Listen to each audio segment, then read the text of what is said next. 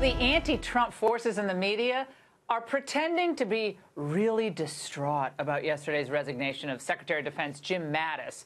The sky is falling. There's chaos in Washington. The only adult has left the room. You've heard the echoes. Beware.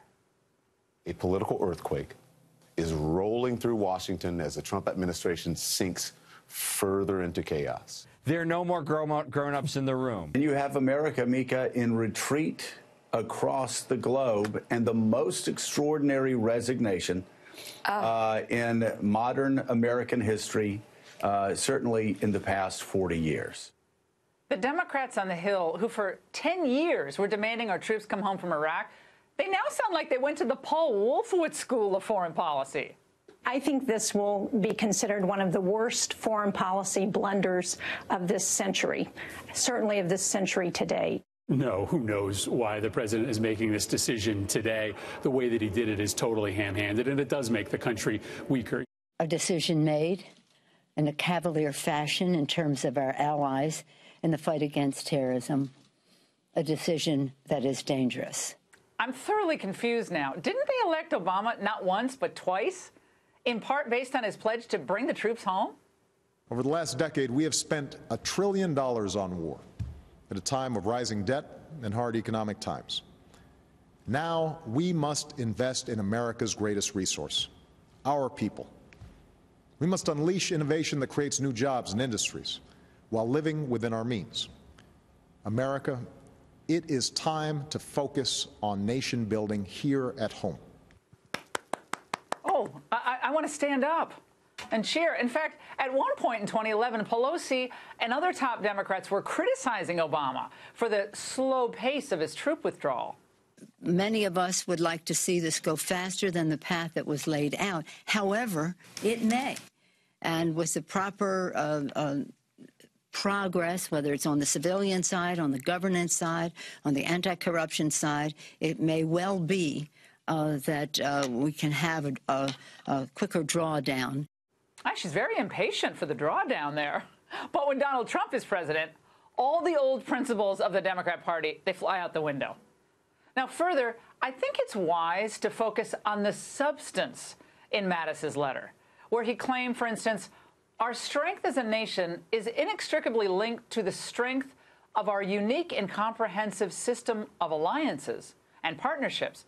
While the U.S. remains the indispensable nation in the free world, we cannot protect our interests or serve that role effectively without maintaining strong alliances and showing respect to those allies. Well, before we rush to engrave those words on a tablet at Independence Hall, now let's think about Mattis's claim there. While his deep and abiding sense of public service and military heroism is inspiring, we all love that part of Mattis, the argument that America's strength is in our alliances kind of stands in contrast to what our framers believed. I reread George Washington's farewell address, believe it or not, on the plane on the way down here.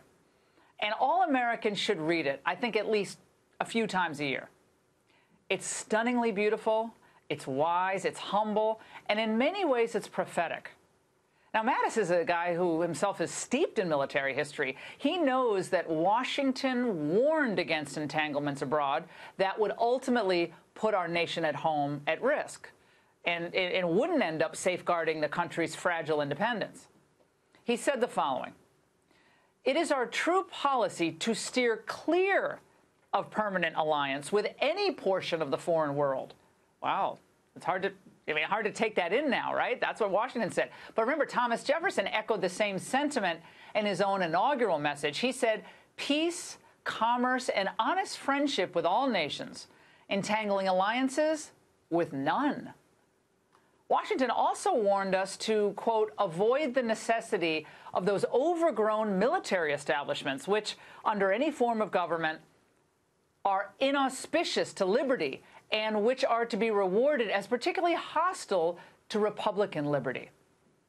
Of course, the point would be driven home 161 years later, after World War II and after the Korean War, by President Eisenhower.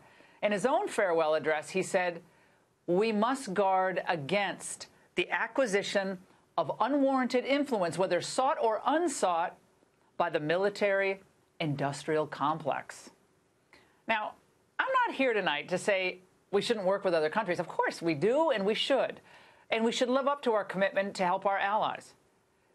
But it's also the case we're not in a financial position to rev up the Team America World Police Squadrons either. And Mattis has said himself, including in his resignation missive, that we can't be the policemen of the world. Whenever we take action abroad, especially military action, it should be based on clearly defined goals with a specific and clear national security objective, which, once reached, allows for an American withdrawal from the region.